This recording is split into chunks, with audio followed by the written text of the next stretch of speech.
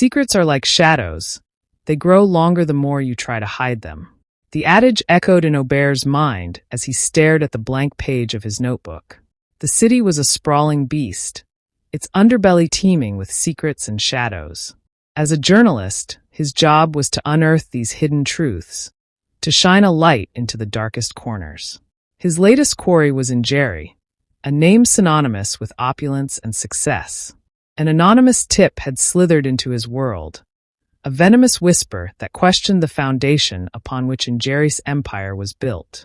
The caller, cloaked in anonymity, had painted a portrait of a woman whose success was more artifice than achievement. It was a tantalizing accusation, one that promised a story with the potential to shake the city. Aubert was a young reporter, hungry and ambitious. He had a knack for sniffing out stories that others overlooked, a talent for peeling back layers of deception to reveal the truth beneath. Njeri's story was a challenge, a puzzle with missing pieces that he was determined to complete. He had spent countless hours poring over public records, social media profiles, and financial statements. Njeri emerged as a flawless image, a philanthropist, a mentor, a woman who had risen from humble beginnings to create a business empire. Yet, there was something unsettling about the perfection, a facade too smooth, too pristine. The whisper in the night had ignited a spark of doubt. It was a story waiting to be told, a narrative that could either solidify Njeri's reputation or shatter it into pieces. Aubert was prepared to dig deep, to unearth the truth, no matter where it led. Njeri's salon was an oasis of luxury amidst the city's concrete jungle. It was more than just a place of beauty. It was a testament to her rise from obscurity.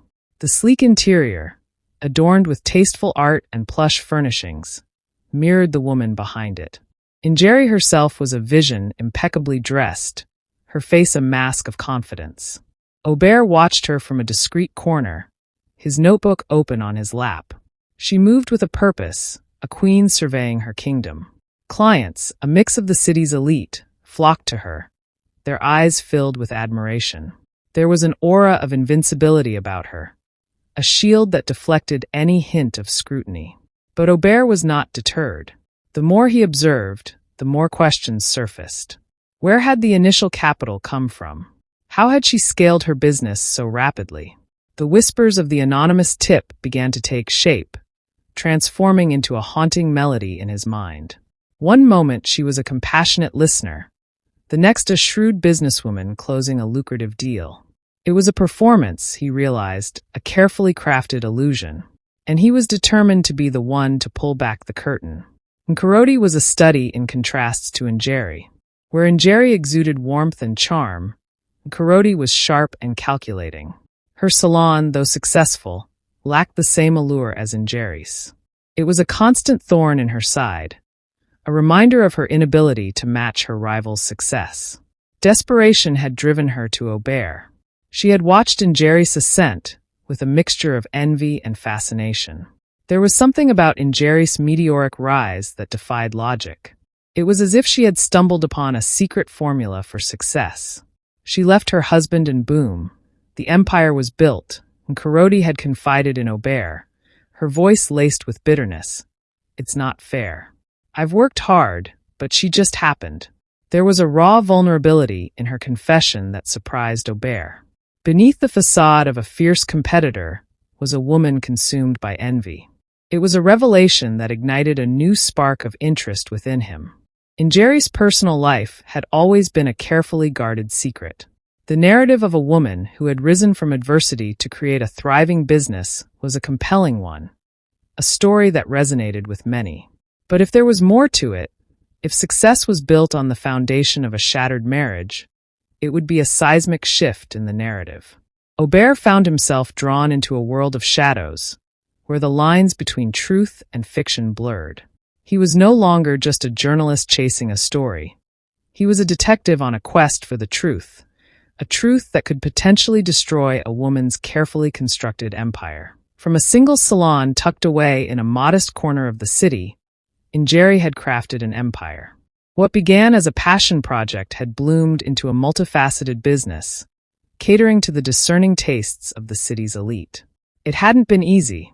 There were countless sleepless nights, endless hours of planning, and a relentless pursuit of perfection. But with each challenge, Njeri had grown stronger, her determination fueling her ambition. Her first expansion came 2 years after opening her initial salon.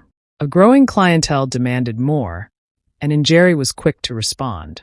The second salon was larger, more opulent, offering a wider range of services. It was a gamble, but it paid off handsomely. The new location was an instant success.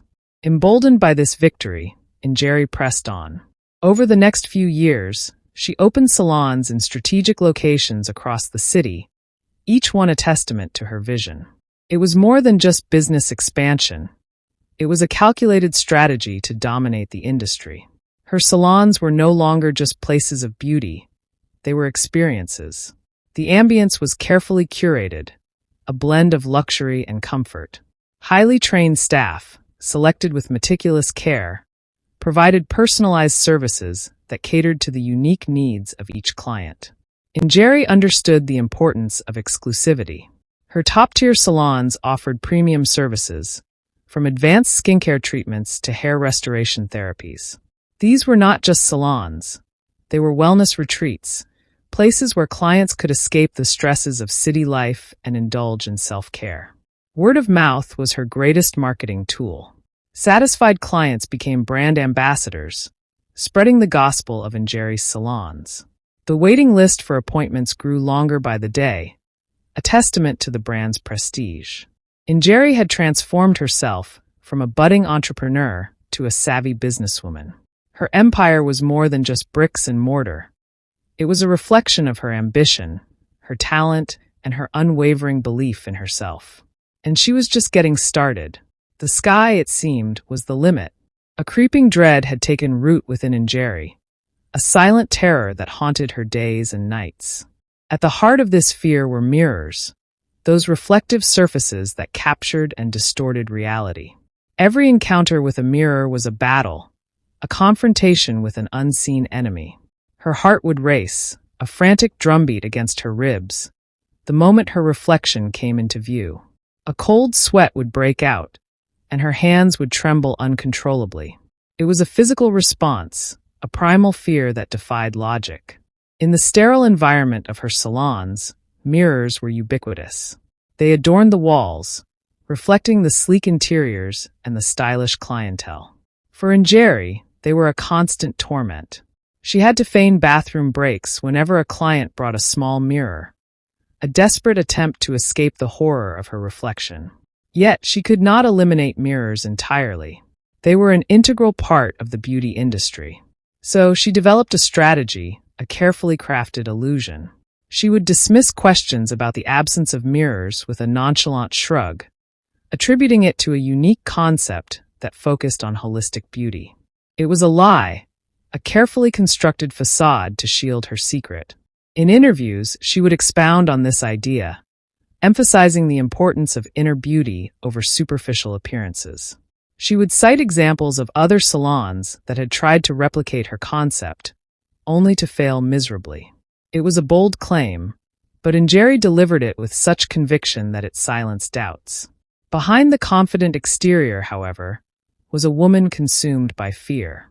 The mirrors were more than just reflective surfaces. They were portals into a world of darkness, a constant reminder of a past she desperately wanted to forget. The new salon in Westlands was a masterpiece. Its minimalist design and state-of-the-art equipment were a testament to Njeri's relentless pursuit of perfection. As she sat in the observation lounge, watching one of her stylists work her magic on a client, a sense of accomplishment washed over her. This was her empire, built brick by brick, with sweat and determination. She was lost in contemplation when the door chimed, interrupting her reverie. A man tall and gaunt stepped into the salon. He was dressed in an odd assortment of clothes, giving him an almost ethereal appearance. In his arms, he carried a single large mirror, its frame ornate, almost ancient. But it was the mirror itself that drew Njeri's attention. It was cracked, a jagged line marring its reflective surface. There was something unsettling about the man, an aura of otherworldly detachment. He moved through the salon with a purpose, his gaze fixed on the broken mirror. Njeri felt a cold dread creep into her heart. Her body tensed, a primal instinct warning her of danger. As the man approached the reception, Njeri, who happened to be visiting the salon, caught a glimpse of her reflection in the broken mirror. Her blood ran cold. Instead of her own image, she saw a distorted, monstrous face staring back at her. It was a face filled with malice, a face that seemed to seep from the depths of the mirror's fractured surface. Terror seized Njeri, and for a moment she was paralyzed. When she finally managed to look away, the face was gone, replaced by her own reflection. But the image was burned into her mind, a haunting specter that refused to fade. Njeri, sensing the shift in the atmosphere, stood up abruptly. Her heart pounded in her ears. She had to get away. Without a word, she turned and fled the salon, leaving behind a stunned silence. The mirror merchant seemed oblivious to the chaos he had caused. He continued to examine the broken mirror, as if searching for something within its fractured depths.